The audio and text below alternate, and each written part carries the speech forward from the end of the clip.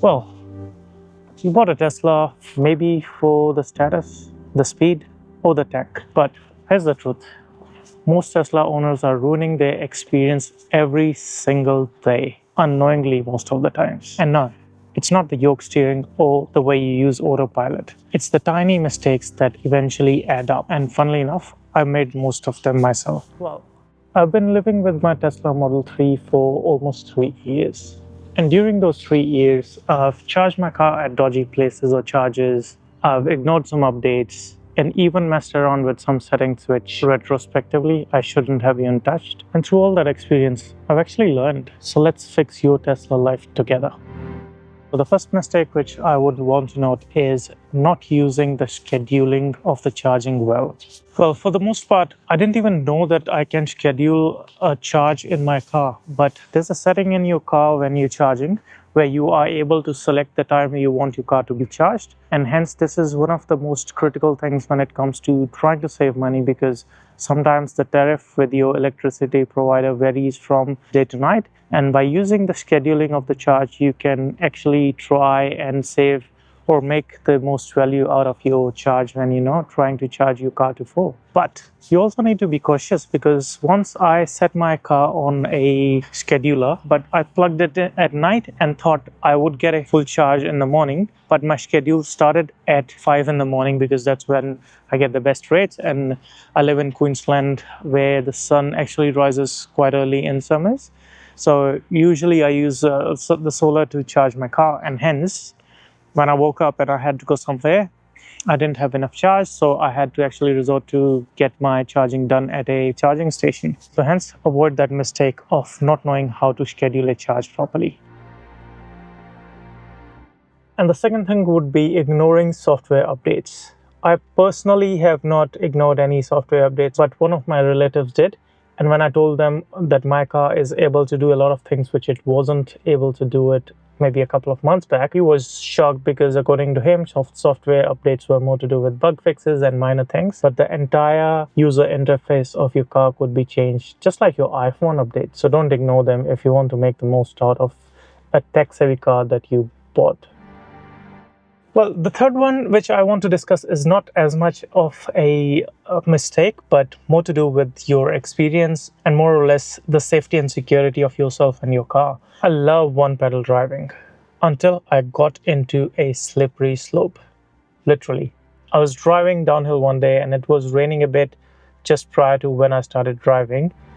And I didn't realize that my car didn't stop as much as I hoped it would. And that got me into a sticky situation where I had to actually abruptly brake. And it was something of a reminder that regenerative braking is not magic. You still have to be cautious while driving your Teslas. So the mistake number 4, it is cleaning your cameras regularly. For some reason, I thought I don't ever need to clean my cameras, and they're pretty good at managing the overall quality.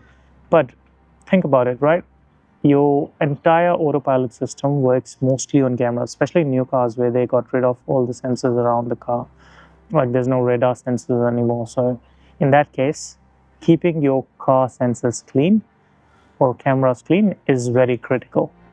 And don't make that mistake, because you could find yourself in a sticky situation and then you got no one else to blame but yourself. So I recommend at least cleaning your cameras once a week. Well, the fifth mistake would have to be treating your Tesla like any other car. Because, truth be told, it's not any other car. So what I mean by that is your Tesla does have a lot of features which none of the other cars do have.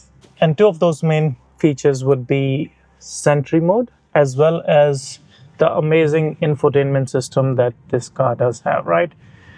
So first of all, using Sentry mode is very exciting, especially with a lot of people getting their cars crashed, as well as all the incidents happening, especially in the US and that area, right? But saying that, there's a downside to Sentry mode as well, because when you're using your car in Sentry mode, almost every hour it drains 1% of the battery that you have in your car. which means if you are not using it correctly or not having the proper settings, then you end up losing critical battery if you're in a situation where you're outside and your car is parked for, let's say, 10 hours or 8 hours, and you come back to the car, you were charged 30%, it got below 20%, where good part is Sentry mode shuts off when your car is below 20%. So there's a setting in your car where you would be able to choose places where you find yourself that, your car is safe here now, or maybe your office car park or your home car park already does have cameras where you might be comfortable, switching off your Sentry mode, Hence, use the Sentry mode, but have those exclusions in your settings to allow you to save essential battery. And the next part is using your Tesla's infotainment system, because even cars like BYD and others are doing or integrating the infotainment system in their car, where they have bigger screens or different sort of styles. But what Tesla does offer is great, because in here you can watch Netflix, you can watch Disney Plus, you can watch even YouTube on the screen. Although for safety reasons, not while you're driving it, but in the new Teslas, they've actually given a screen at the back where you are able to drive people, where you're actually able to enjoy your content while you're just riding as a passenger.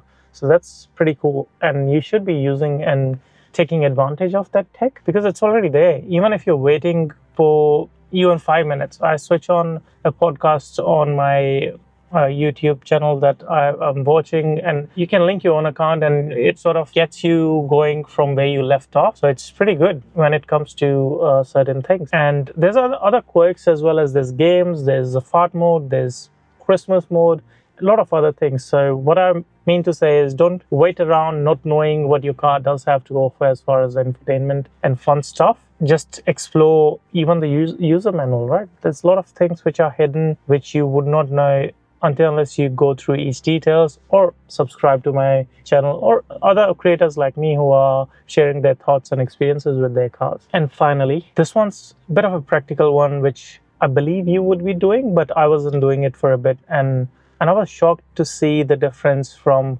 when I actually did the correct thing, which is filling up your tires to the correct level. Well, you might think that this is a no-brainer, you're already doing it, good for you. But if you're not doing it, there's a lot at stake, because when your car tire pressure is low, there are two things that happen. First of all, your efficiency goes down, because being a very heavy car, Teslas usually do have a lot of weight, and if the air pressure is not enough or adequate, then the motors do have to work extra to come over that friction which the lower tire pressure is causing because of the extra contact on the road, right?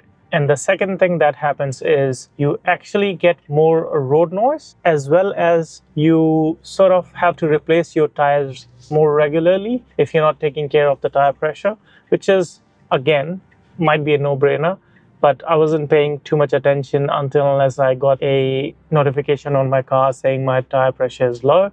But that's something which I've learned to sort of do it on a scheduled basis. I pump my tires every 2 weeks just to make sure that I'm in a comfortable situation where my car's not making extra noise, or I'm not paying extra money by not pumping the tires to the right amount. So yeah, let me know in the comments which one of these things you were doing it. It could be that all of the things you did and you sort of figured out that you shouldn't be doing it. Or if there's anything else you would want to know about my Tesla or my BYD Edo 3 or any EV in general, feel free to write that in the comments and I'll try to get back to you on that. So until then, take care and I'll see you in the next one.